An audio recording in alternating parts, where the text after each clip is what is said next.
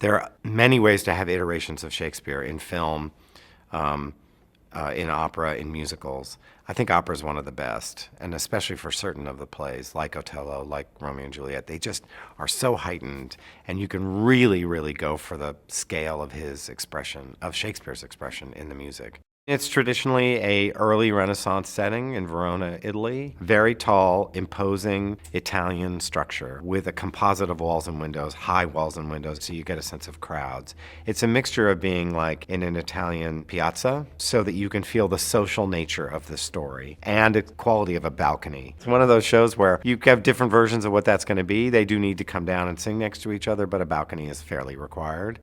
In our design for the clothes, we were highly influenced by the movie of Fellini's Casanova, which is more 18th century.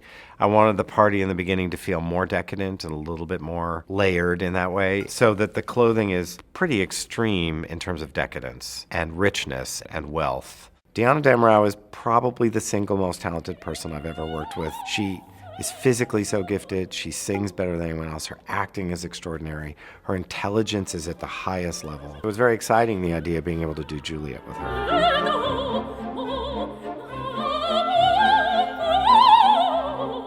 In Milan, I did Romeo with Vittorio. He has an exuberance as a tenor. He has genuine charm. His voice is extraordinary, but he's a little bit on the dangerous side. He could do anything at any point.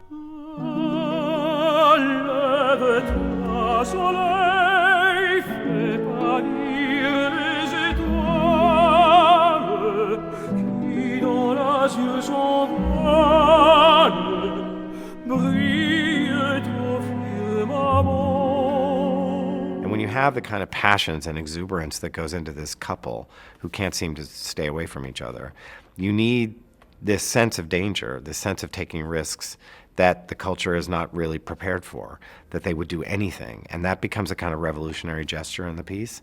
And those are two singers that are capable of revolutionary gestures.